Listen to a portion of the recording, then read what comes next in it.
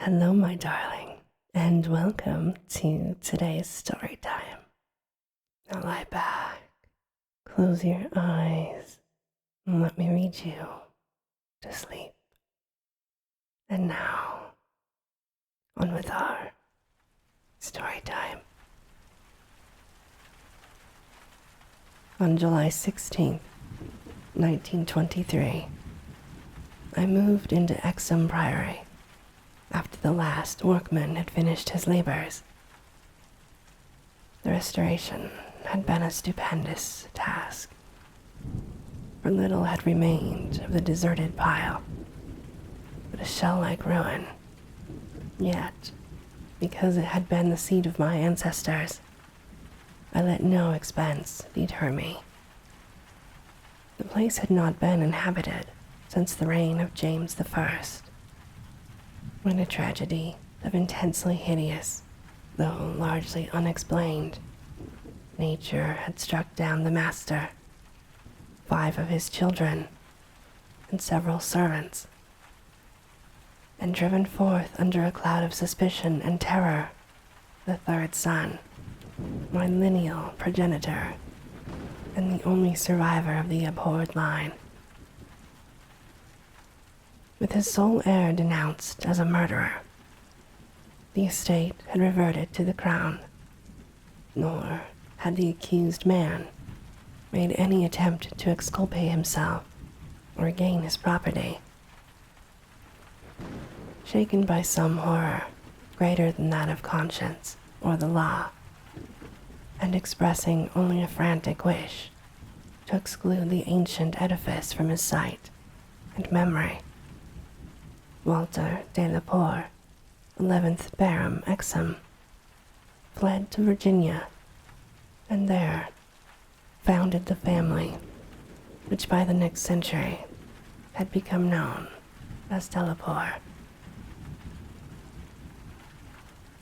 Exham Priory had remained untenanted, though later allotted to the estates of the Norris family, and much studied because of its peculiarly composite architecture, an architecture involving Gothic towers resting on a Saxon or Romanesque substructure, whose foundation in turn was of a still earlier order or blend of order, Roman, and even Druidic or native Cymric, if legends speak truly. This foundation was a very singular thing, being merged on one side with the solid limestone of the precipice, from whose brink the priory overlooked a desolate valley 3 miles west of the village of Manchester. Architects and antiquarians loved to examine this strange relic of forgotten centuries, but the country folk hated it. They had hated it hundreds of years before, and my ancestors lived there, and they hated it now, with the moss and mold of abandonment on it. I had not been a day in Manchester before I knew I came of an accursed house. And this week, workmen have blown up Exham Priory and are busy obliterating the traces of its foundations. The bare statistics of my ancestry I have always known, together with the fact that my first American forebear had come to the colonies under a strange cloud. Of details, however, I had been kept wholly ignorant through the policy of reticence always maintained by the de la Poers. Unlike our planter neighbors, we seldom boasted of crusading ancestors or other medieval and Renaissance heroes, nor was any kind of tradition handed down, except what may have been recorded in a sealed envelope left before the Civil War by every squire to his eldest son for posthumous opening glories we cherished were those achieved since the migration, the glories of a proud and honorable, if somewhat reserved and unsocial, Virginia line. During the war, our fortunes were extinguished and our whole existence changed by the burning of Carfax, our home on the banks of the James. My grandfather, advanced in years, had perished in that incendiary outrage, and with him the envelope that bound us all to the past. I can recall that fire today as I saw it then at the age of 7, with the Federal soldiers shouting, the women screaming, and the men howling and praying. My father was in the army, defending Richmond, and after many formalities, my mother and I were passed through the lines to join him. When the war ended, we were all moved north, whence my mother had come, and I grew to manhood, middle age, and ultimate wealth as a stolid Yankee. Neither my father nor I ever knew what our hereditary envelope had contained, and as I merged into the grayness of Massachusetts business life, I lost all interest in the mysteries which evidently lurked far back in my family tree. Had I suspected their nature, how gladly I would have left Exham Priory to its moss, bats, and cobwebs. My father died in 1904, but without any message to leave me, or to my only child, Alfred, a motherless boy of 10. It was this boy who reversed the order of family information, for although I could give him only jesting conjectures about the past, he wrote me of some very interesting ancestral legends when the late war took him to England in 1917 as an aviation officer. Apparently, the Delapours had a colorful and perhaps sinister history.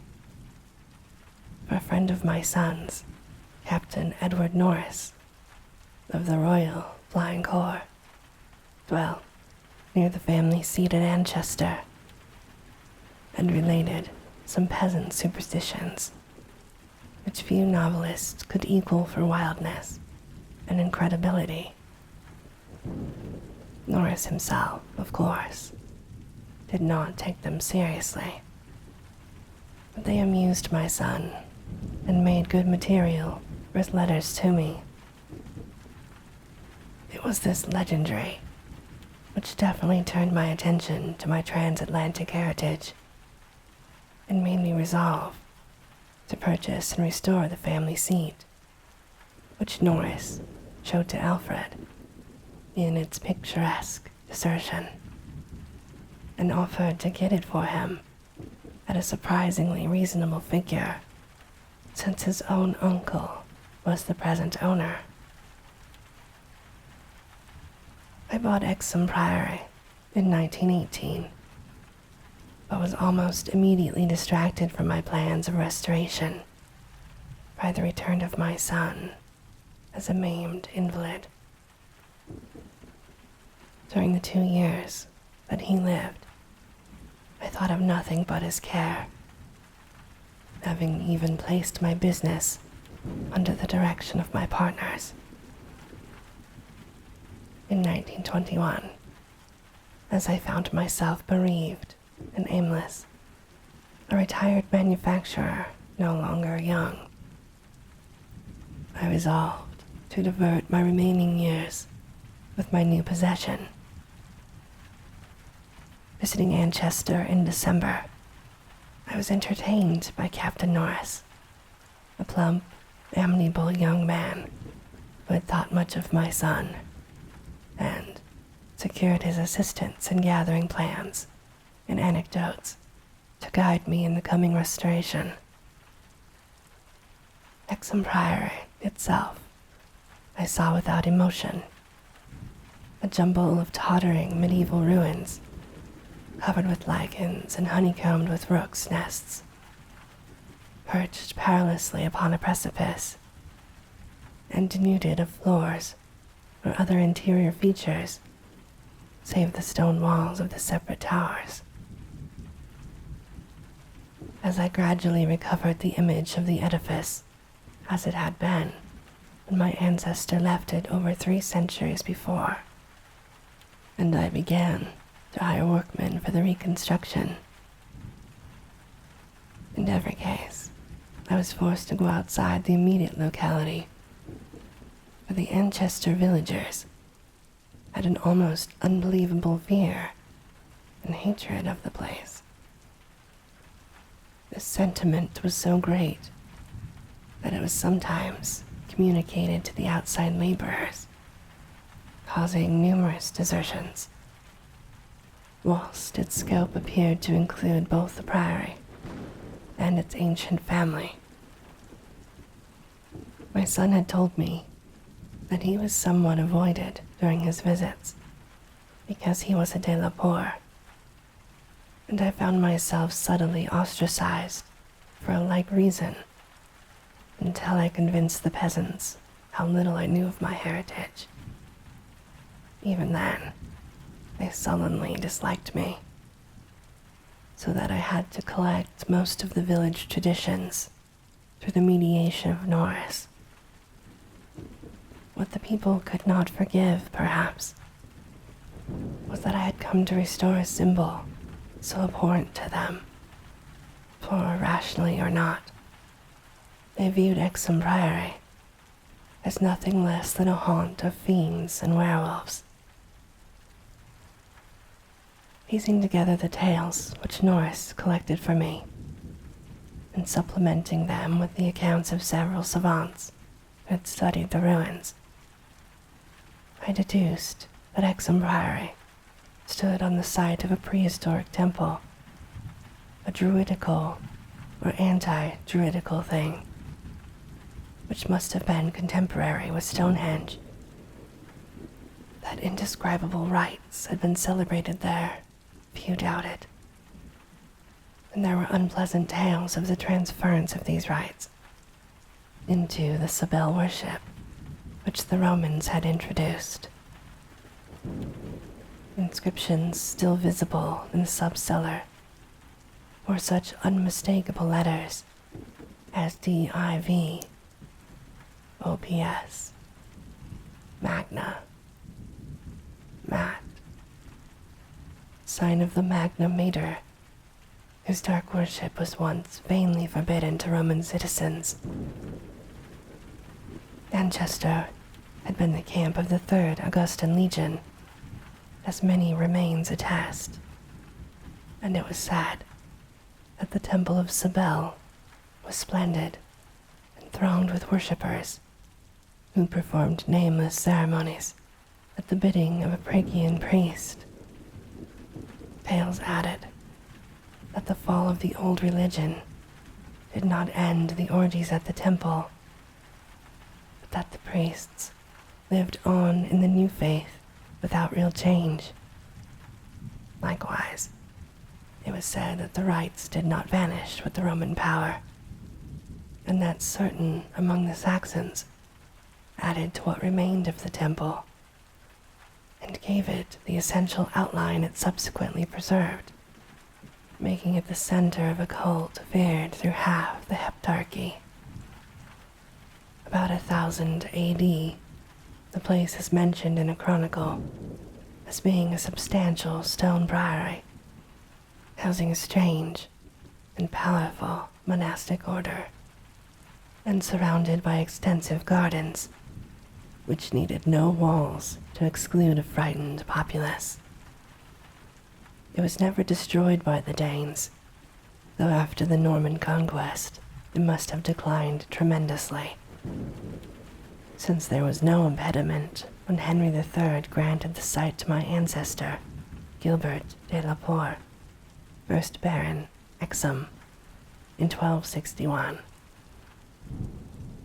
Of my family before this date, there is no evil report, but something strange must have happened then. In one chronicle, there is reference to a de la Poer as cursed of God in 1307, whilst village legendary had nothing but evil and frantic fear to tell of the castle that went up on the foundations of the old temple and priory.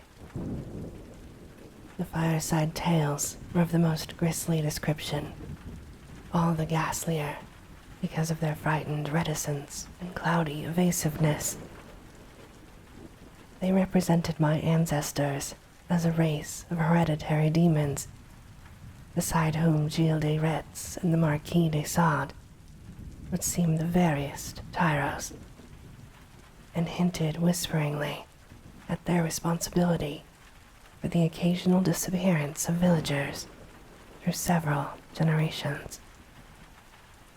The worst characters, apparently, were the barons and their direct heirs. At least, most was whispered about these. If of healthier inclinations, it was said, an heir would early and mysteriously die to make way for another more typical scion. There seemed to be an inner cult in the family, presided over by the head of the house, and sometimes closed except to a few members. Temperament, rather than ancestry, was evidently the basis of this cult, for it was entered by several who married into the family. Larry Margaret Trevor from Cornwall, wife of Godfrey, the second son of the 5th Baron, became a favorite bane of children all over the countryside, and the demon heroine of a particularly horrible old ballad, not yet extinct near the Welsh border. Preserved in balladry too, though not illustrating the same point, is the hideous tale of Lady Mary de la Poer, who, shortly after her marriage to the Earl of Shrewsfield, was killed by him and his mother, both of the slayers being absolved and blessed by the priest to whom they confessed what they dared not repeat to the world. These myths and ballads, typical as they were of crude superstition, repelled me greatly. Their persistence and their application to so long a line of my ancestors were especially annoying, whilst the imputations of monstrous habits proved unpleasantly reminiscent of the one known scandal of my immediate forebears. The case of my cousin, young Randolph Delapoer of Carfax, who left to become a voodoo priest after he returned from the Mexican War. I was much less disturbed by the vaguer tales of wails and howlings in the barren, windswept valley beneath the limestone cliff, of the graveyard stenches after the spring rains, of the floundering, squealing thing on which Sir John Clave's horse had trod one night in a lonely field, and of the servant who had gone mad at what he saw in the priory in the full light of day. These things were hackneyed spectral lore, and I was at that time a pronounced skeptic. The accounts of vanished peasants were less to be diminished, though not especially significant in view of medieval custom. Prying curiosity meant death, and more than one severed head had been publicly shown on the bastions, now effaced, around Exham Priory. A few of the tales were exceedingly picturesque and made me wish I had learned more of comparative mythology in my youth. There was, for instance, the belief that a legion of bat-winged devils kept witches' Sabbath each night at the Priory. A legion whose subsistence might explain the disproportionate abundance of coarse vegetables harvested in the vast gardens. And, most vivid at all, there was the dramatic epic of the rats, the scampering army of obscene vermin which had burst forth from the castle 3 months after the tragedy that doomed it to desertion. The lean, filthy, ravenous army which had swept all before it and devoured fowl, cats, dogs, hogs, sheep, and even 2 hapless human beings before its fury was spent. Around that unforgettable rodent army, a whole separate cycle of myths revolves, for it scattered among the village homes and brought curses and horrors in its train. Such was the lore that assailed me as I pushed to completion, with an elderly obstinacy, the work of restoring my ancestral home. It must not be imagined for a moment that these tales formed my principal psychological environment. On the other hand, I was constantly praised and encouraged by Captain Norris and the antiquarians, who surrounded and aided me. When the task was done, over 2 years after its commencement, I viewed the great rooms, wainscoted walls, vaulted ceilings, mullioned windows, and broad staircases with a pride which fully compensated for the prodigious expanse of the restoration. Every attribute of the Middle Ages was cunningly reproduced, and the new parts blended perfectly with the walls and foundations. The seat of my fathers was complete, and I looked forward to redeeming at last the local fame of the line which ended in me. I would reside here permanently, and to prove that a Delapour, for I had adopted again the original spelling of the name, need not be a fiend. My comfort was perhaps augmented by the fact that, although Exham Priory was medievally fitted, its interior was in truth wholly new and free from old vermin and ghosts alike. As I have said, I moved in on July 16th, 1923. My household consisted of 7 servants and 9 cats, of which latter species I am particularly fond. My eldest cat, Black, was 7 years old and had come with me from my home in Boston, Massachusetts. The others I had accumulated whilst living with Captain Norris's family during the restoration of the Priory. For 5 days, my routine proceeded with the utmost placidity, my time being spent mostly in the codification of old family data.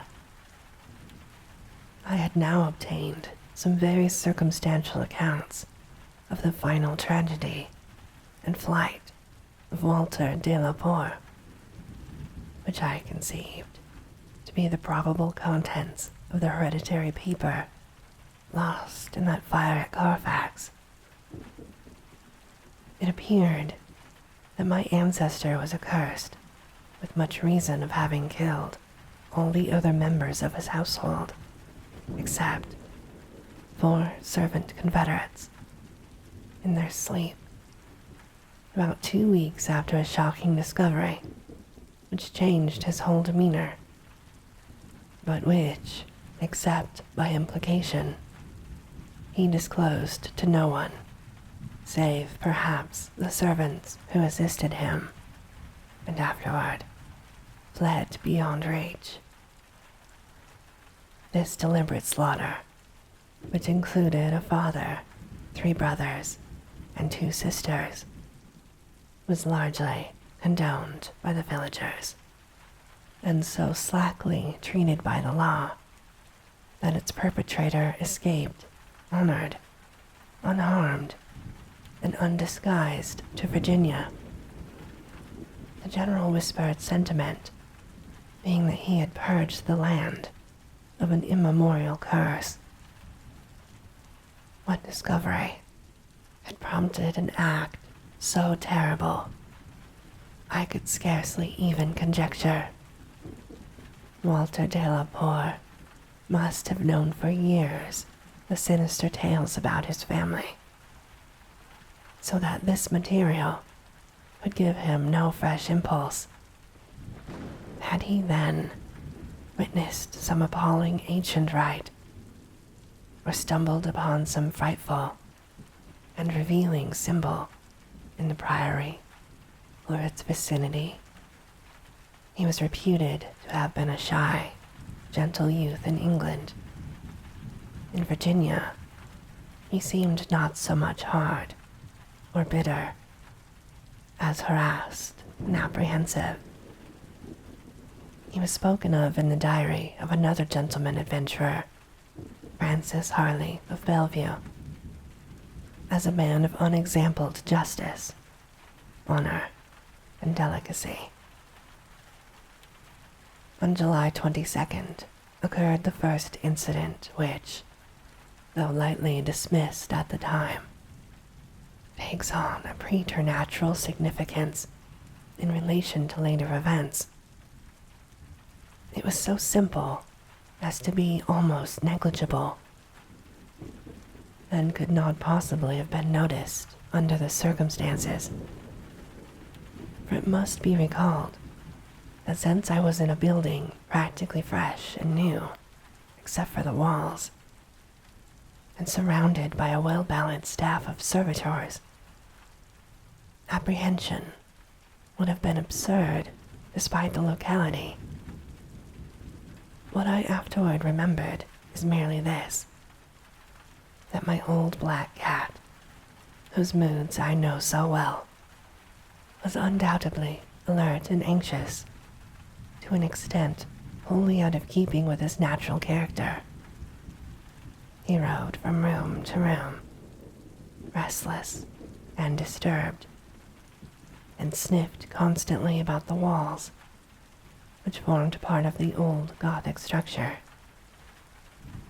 I realize how trite this sounds, like the inevitable dog in the ghost story, which always growls before his master sees the sheeted figure. Yet, I cannot consistently suppress it. The following day, a servant complained of restlessness among all the cats in the house. He came to me in my study, a lofty west room on the 2nd story, with groined arches, black oak paneling, and a triple Gothic window overlooking the limestone cliff and desolate valley. And even as he spoke, I saw the jetty form of black creeping along the west wall and scratching at the new panels which overlaid the ancient stone.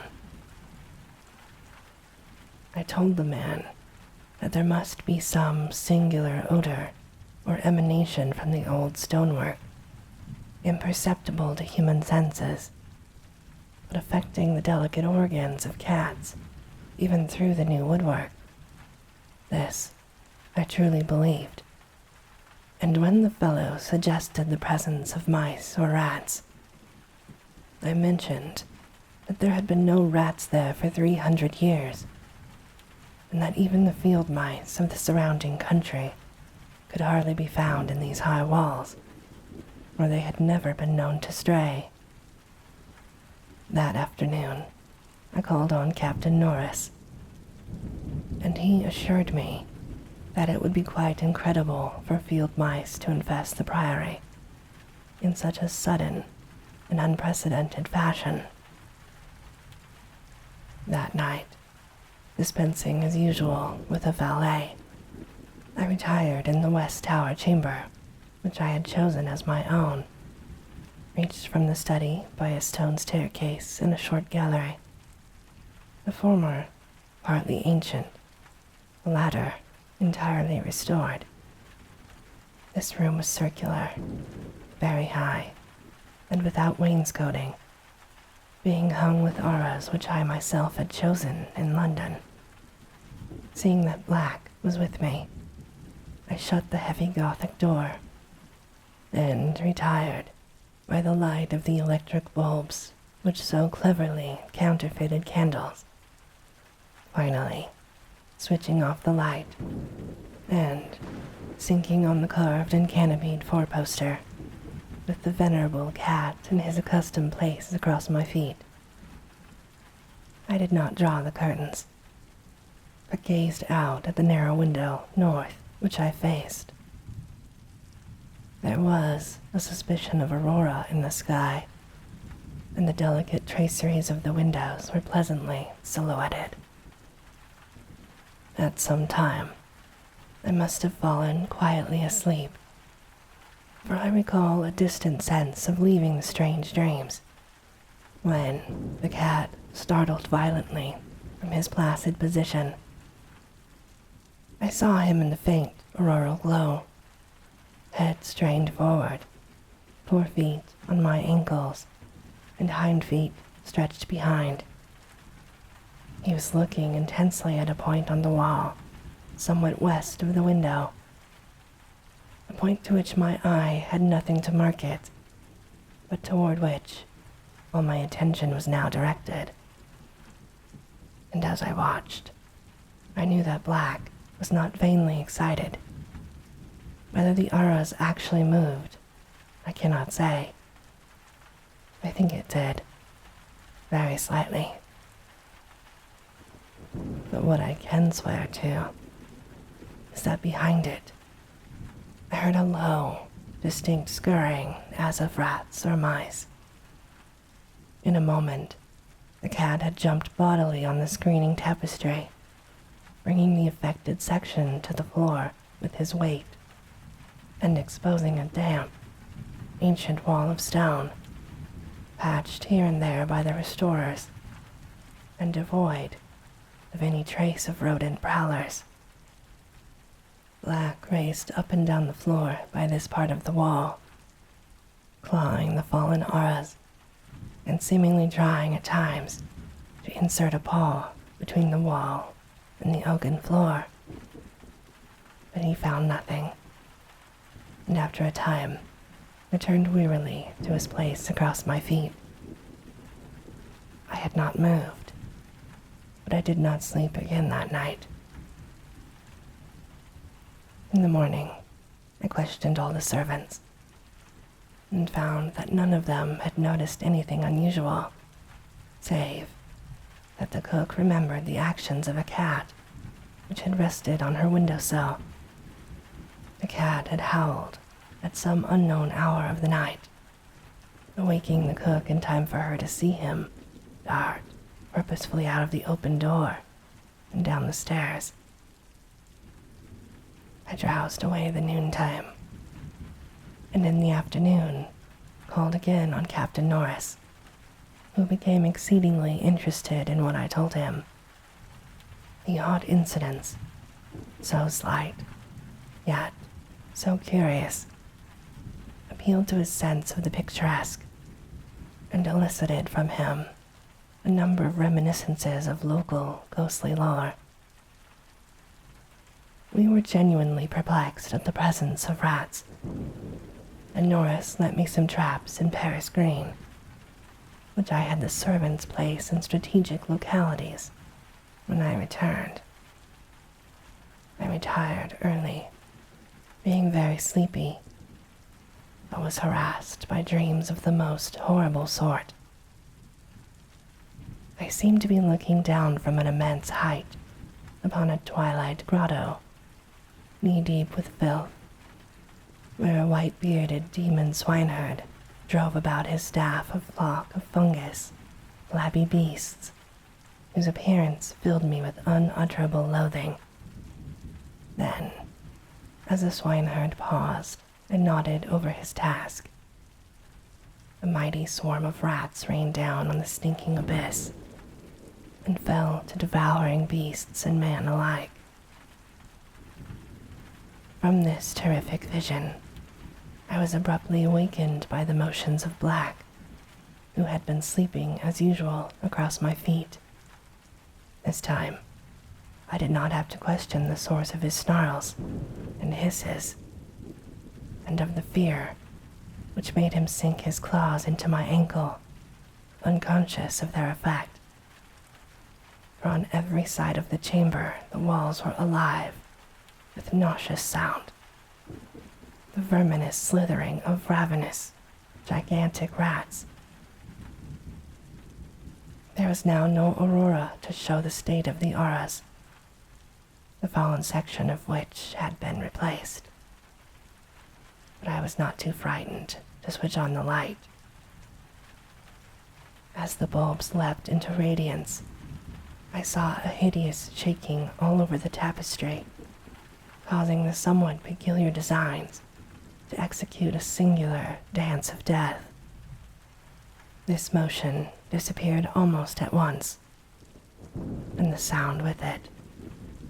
Springing out of bed, I poked at the auras with the long handle of a warming pan that rested near, and lifted one section to see what lay beneath.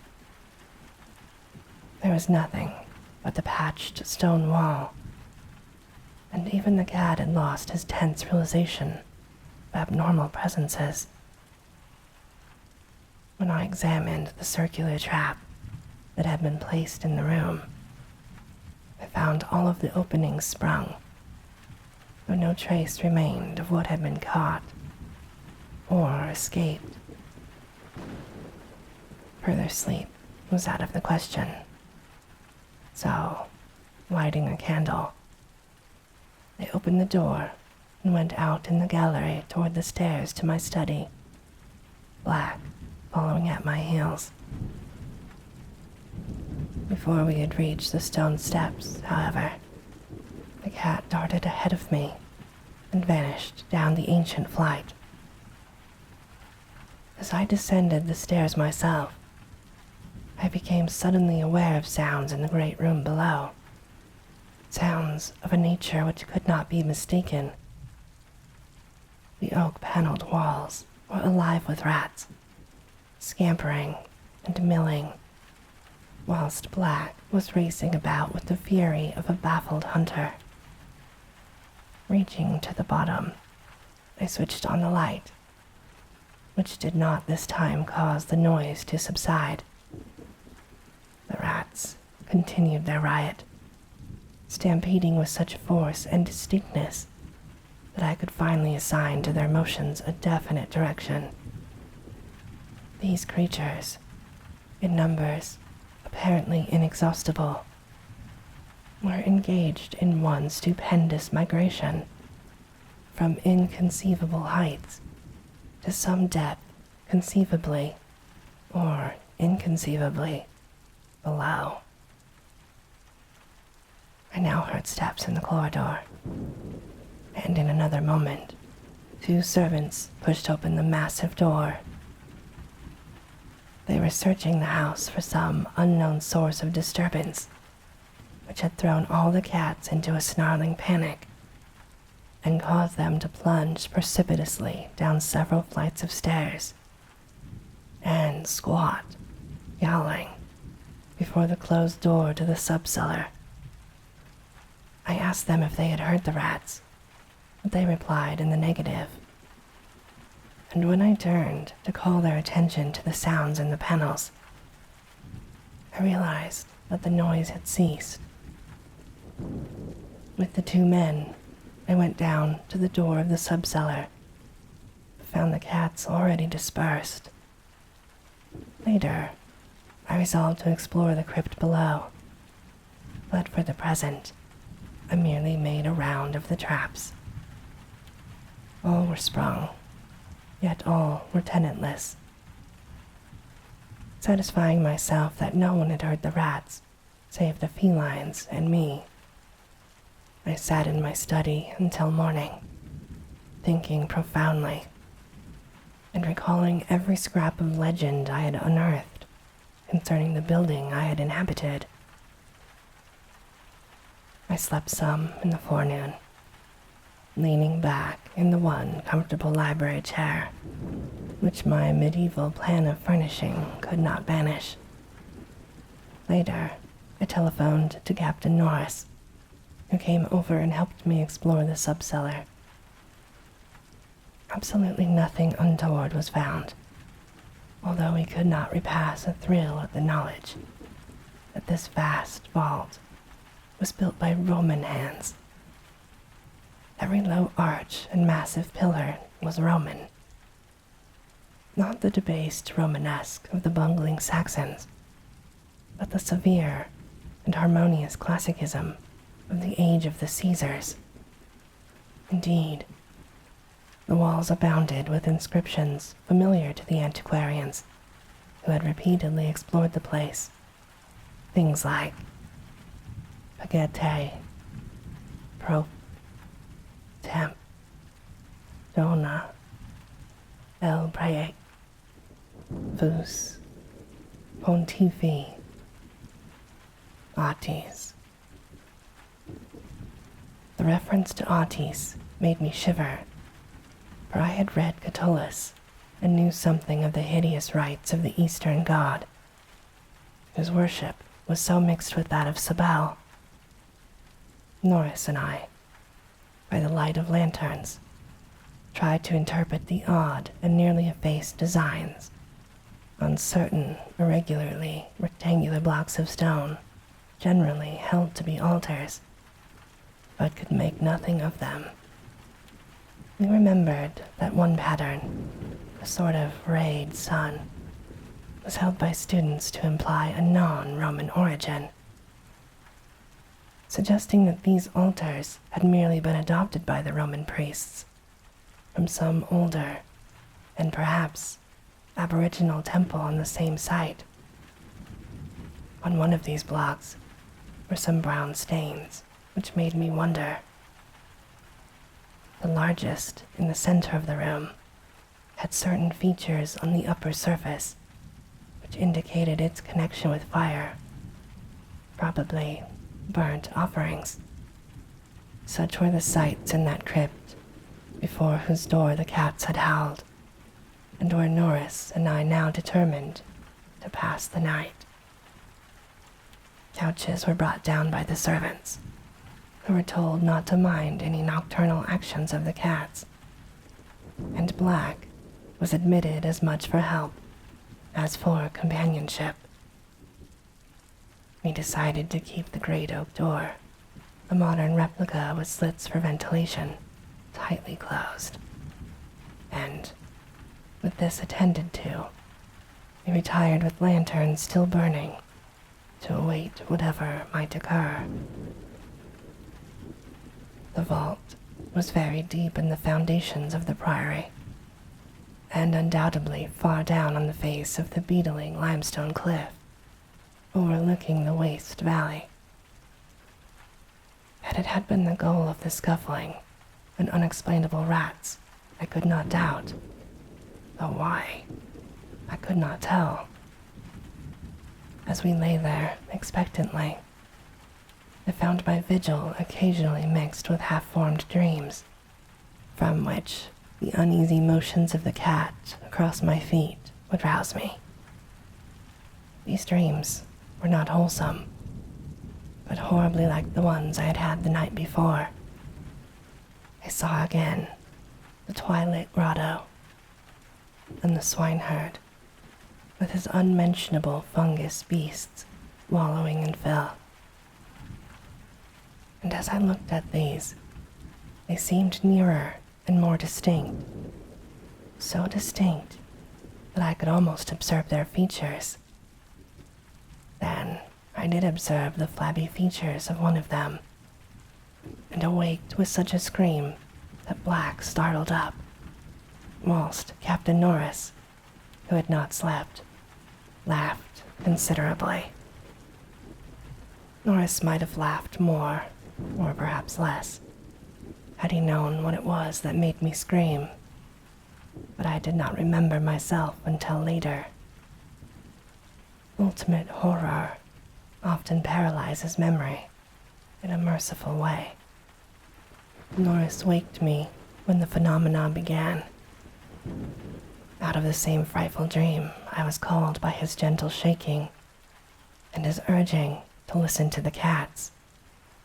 Indeed, there was much to listen to, for beyond the closed door at the head of the stone steps was a veritable nightmare of feline yelling and clawing, whilst Black, unmindful of his kindred outside, was running excitedly around the bare stone walls, in which I heard the same babble of scurrying rats that had troubled me the night before.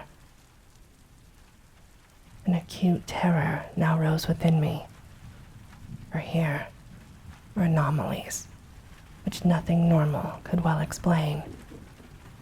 These rats, if not the creatures of a madness which I shared with the cats alone, must be burrowing and sliding in Roman walls I had thought to be of solid limestone blocks, unless, perhaps, the action of water through more than 17 centuries had eaten winding tunnels which rodent bodies had worn clear and ample. But even so, the spectral horror was no less. For if these were living vermin, why did not Norris hear their disgusting commotion? Why did he urge me to watch Black and listen to the cats outside? And why did he guess wildly and vaguely at what could have aroused them? By the time I managed to tell him, as rationally as I could, what I thought I was hearing, my ears gave me the last fading impression of the scurrying, which had retreated still downward, far underneath this deepest of subcellars, till it seemed as if the whole cliff below were riddled with questing rats. Norris was not as skeptical as I had anticipated, but instead seemed profoundly moved. He motioned to me to notice the cats at the door had ceased their clamor, as if giving up the rats for lost, whilst Black had a burst of renewed restlessness and was clawing frantically around the bottom of the large stone altar in the center of the room, which was nearer Norris's couch than mine. My fear of the unknown was at this point very great. Something astounding had occurred, and I saw that Captain Norris, a younger, stouter, and presumably more naturally materialistic man, was affected fully as much as myself, perhaps because of his lifelong and intimate familiarity with local legend. We could for the moment do nothing but watch the old black cat as he pawed with decreasing fervor at the base of the altar, occasionally looking up and mewing to me in that persuasive manner which he used when he wished me to perform some favor for him. Norris now took a lantern close to the altar and examined the place where Black was pawing, silently kneeling and scraping away the lichens of centuries which joined the massive pre-Roman block to the tessellated floor.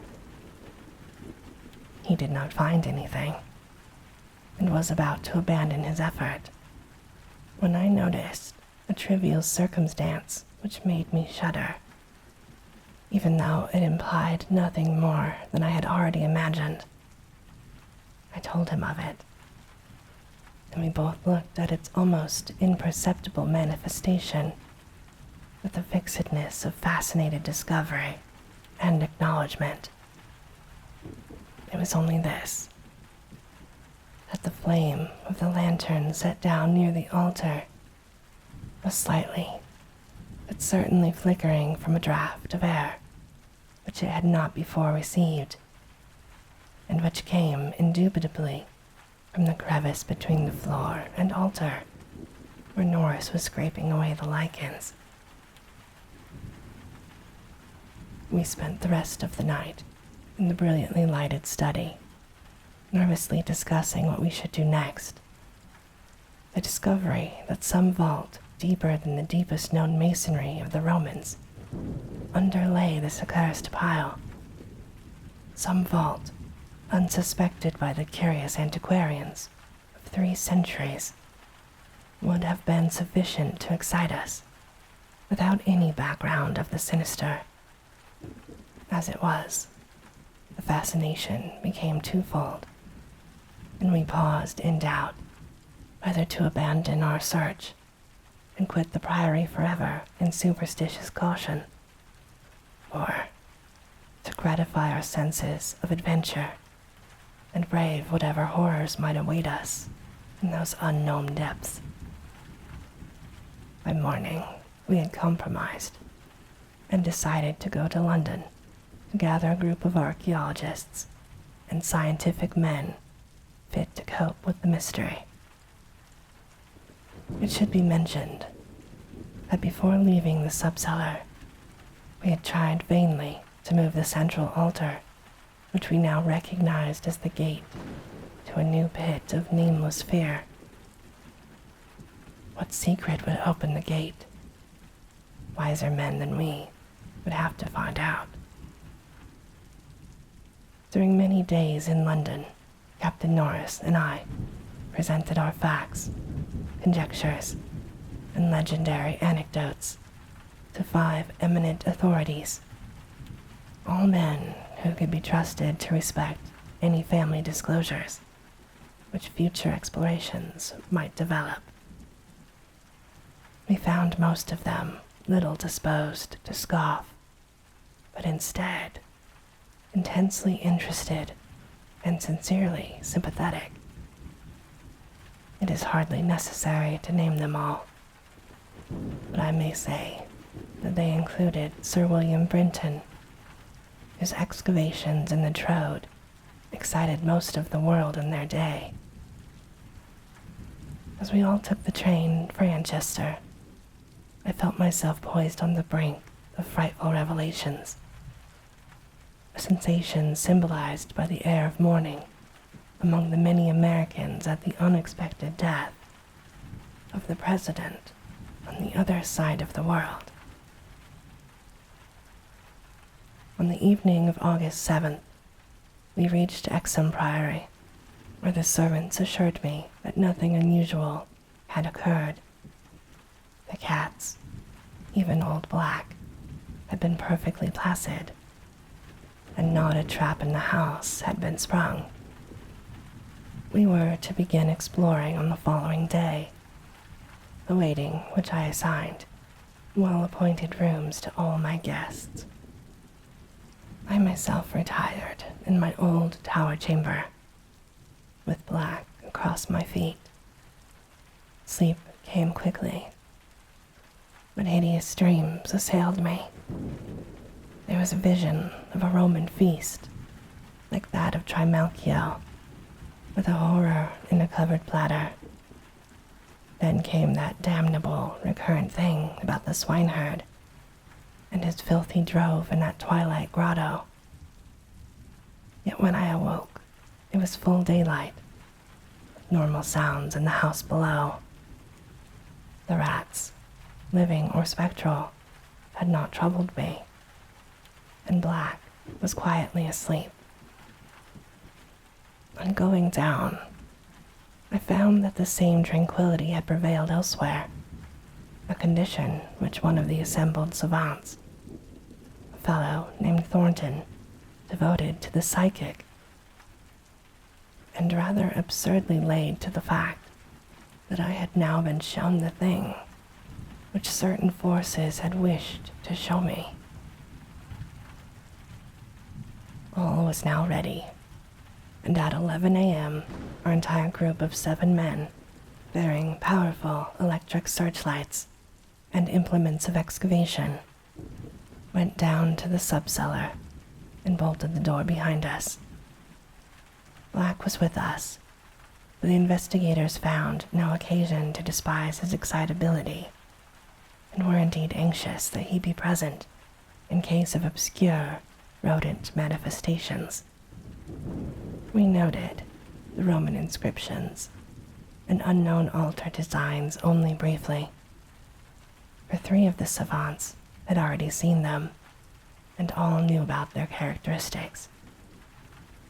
Prime attention was paid to the momentous central altar, and within an hour, Sir William Brinton had caused it to tilt backward, balanced by some unknown species of counterweight.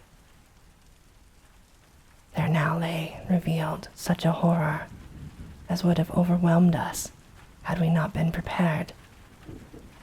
Through a nearly square opening in the tiled floor, sprawling on a flight of stone steps, so prodigiously worn that it was little more than an inclined plane at the center, was a ghastly array of human or semi-human bones.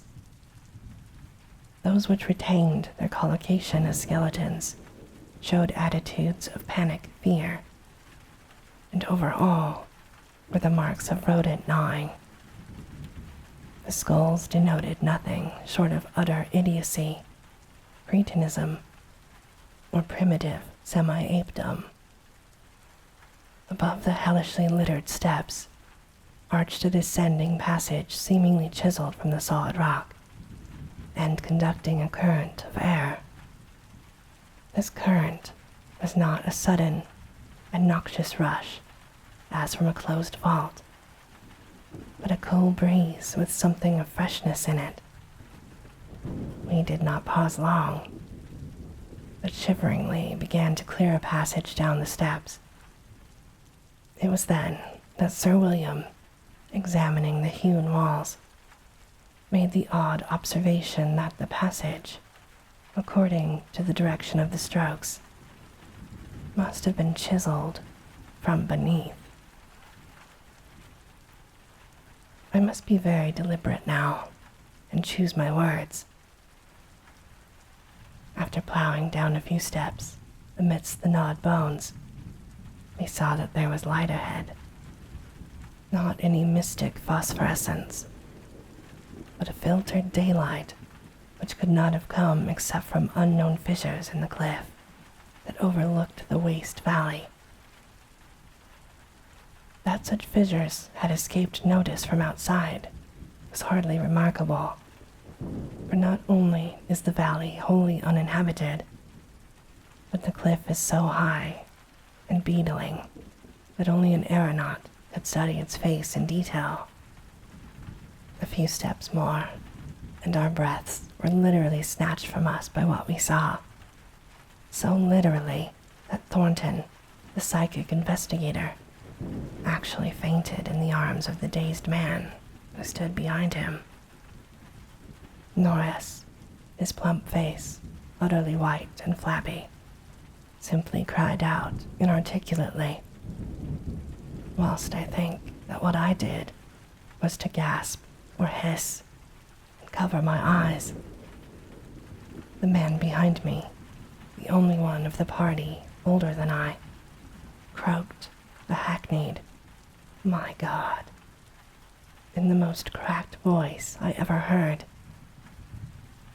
Of 7 cultivated men, only Sir William Brinton retained his composure, a thing more to his credit, because he led the party and must have seen the sight first.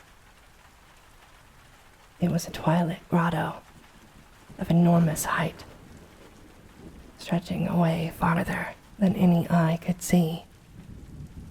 A subterraneous world of limitless mystery and horrible suggestion. There were buildings and other architectural remains. In one terrified glance, I saw a weird pattern of tumuli, a savage circle of monoliths, a low-domed Roman ruin, a sprawling Saxon pile, and an early English edifice of wood. But all of these were dwarfed by the ghoulish spectacle presented by the general surface of the ground. For yards about the steps extended an insane tangle of human bones, or bones at least, as human as those on the steps. Like a foamy sea they stretched, some fallen apart, but others, wholly or partly articulated as skeletons, these latter invariably in postures of demonic frenzy, either fighting off some menace or clutching other forms with cannibal intent. When Dr. Trask, the anthropologist, stooped to classify the skulls, he found a degraded mixture which utterly baffled him. They were mostly lower than the Piltdown man in the scale of evolution, but in every case, definitely human. Many were of higher grade, and very few were the skulls of supremely and sensitively developed types. All the bones were gnawed, mostly by rats, but somewhat by others of the half-human drove. Mixed with them were many tiny bones of rats, fallen members of the lethal army which closed the ancient epic. I wonder that any man among us lived and kept his sanity through that hideous day of discovery. Not Hoffman or Huysmans could conceive a scene more wildly incredible, more frenetically repellent, or more gothically grotesque than the twilit grotto through which we seven staggered, each stumbling on revelation after revelation, and trying to keep for the nonce from thinking of the events which must have taken place there 300 years, or 1,000, or 2,000, or 10,000 years ago. It was the antechamber of hell, and poor Thornton fainted again when Trask told him that some of the skeleton things must have descended as quadrupeds through the last 20 or more generations. Horror piled on horror as we began to interpret the architectural remains. The quadruped things, with their occasional recruits from the biped class, had been kept in stone pens, out of which they must have broken in their last delirium of hunger or rat fear. There had been great herds of them, evidently fattened on the coarse vegetables, whose remains could be found as a sort of poisonous ensilage at the bottom of huge stone bins older than Rome. I knew now why my ancestors had had such excessive gardens. Would to heaven I could forget. The purpose of the herds, though, I did not have to ask. Sir William, standing with his searchlight in the Roman ruin, translated aloud the most shocking ritual I had ever known, and told of the diet of the antediluvian cult which the priests of Cybele found and mingled with their own. Norris, used as he was to the trenches, could not walk straight when he came out of the English building. It was a butcher shop and kitchen. He had expected that. But it was too much to see familiar English implements in such a place, and to read familiar English graffiti there, some as recent as 1610. I could not go in that building whose demon activities were stopped only by the dagger of my ancestor, Walter de la Poer. What I did venture to enter was the low Saxon building, whose oaken door had fallen, And there, I found a terrible row of 10 stone cells with rusty bars. 3 had tenants, all skeletons of high grade, and on the bony forefinger of one, I found a seal ring with my own coat of arms. Sir William found a vault with far older cells below the Roman chapel, but these cells were empty. Below them was a low crypt with cases of formally arranged bones, some of them bearing terrible parallel inscriptions carved in Latin, Greek, and the tongue of Persia. Meanwhile, Dr. Trask had opened one of the prehistoric tumuli and brought to light skulls which were slightly more human than the gorilla's, and which bore indescribable ideographic carvings. Through all this horror, my cat stalked unperturbed. Once, I saw him monstrously perched atop a mountain of bones, and wondered at the secrets that might lie behind his yellow eyes. Having grasped, to some slight degree, the frightful revelations of this twilit area, an area so hideously foreshadowed in my recurrent dream, returned to that apparently boundless depth of Midnight Cavern, where no ray of light from the cliff could penetrate. We shall never know, but sightless Stygian worlds yawn beyond the little distance we went, for it was decided that such secrets are not good for mankind. But there was plenty to engross us close at hand, for we had not gone far before the searchlight showed that accursed infinity of pits in which the rats had feasted, and whose sudden lack of replenishment had driven the ravenous rodent army first to turn on the living herds of starving things, and then to burst forth from the priory in the historic orgy of devastation which the peasants will never forget. God, those carrion black pits of sod, picked bones, and open skulls, those nightmare chasms choked with the pithecanthropoid, Celtic, Roman, and English bones of countless, unhallowed centuries. Some of them were full, and none can say how deep they had once been. Others were still bottomless to our searchlights, and peopled by unnameable fancies.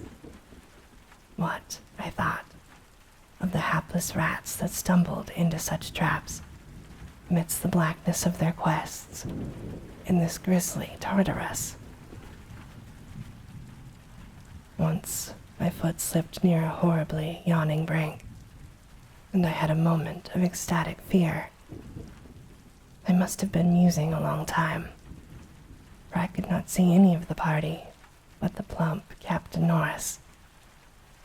Then there came a sound from that inky, boundless, farther distance that I thought I knew, and I saw my old black cat dart past me like a winged Egyptian god, straight into the illimitable gulf of the unknown.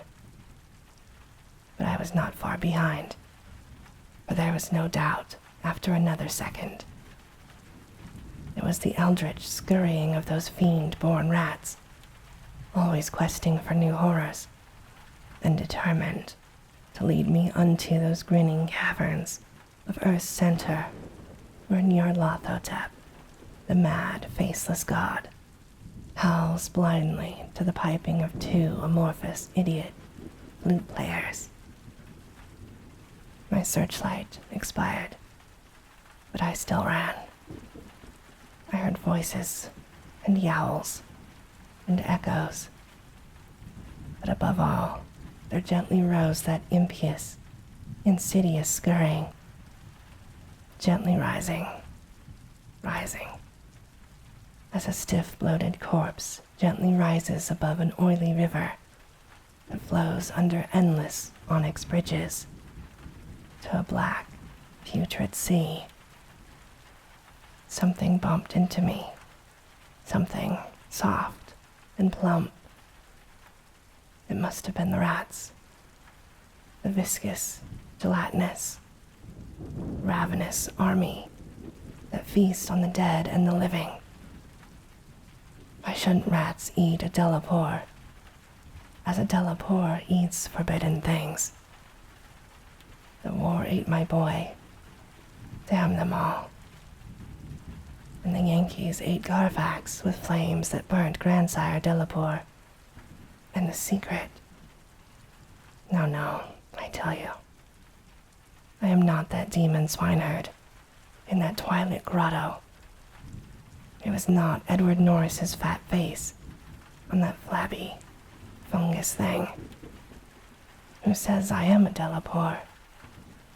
He lived, but my boy died. Shall a Norris hold the lands of a Delapore? It's voodoo, I tell you. That spotted snake. Curse you, Thornton. I'll teach you to faint at what my family do. Sblood, thou stinkard. I'll learn ye how to gust. Will ye swing in me likewise? Magna Mater. Autis. Via. Ad Agides. Ad Oedon. Aegis. Vas. Dunach Ort. Donasis. Dolas Ort. Aegis. Liatza. Ungle. Roll. Shunch. That is what they say, I said, when they found me in the blackness after 3 hours. Found me, crouching in the blackness, over the plump, half-eaten body of Captain Norris, with my own cat leaping and tearing at my throat. Now they have blown up Exham Priory, taken my cat away from me, and shut me into this barred room at Honwell, with fearful whispers about my heredity and experiences. Thornton is in the next room, but they prevent me from talking to him. They are trying to suppress most of the facts concerning the Priory. When I speak of poor Norris, they accuse me of a hideous thing, but they must know that I did not do it. They must know it was the rats. The slithering, scurrying rats, whose scampering will never let me sleep. The demon rats that race behind the padding in this room and beckon me down to greater horrors than I have ever known. The rats, they can never hear. The rats in the walls.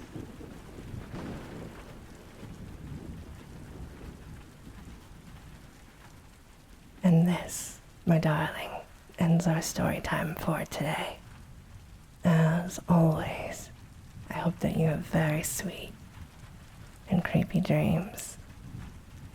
Good night.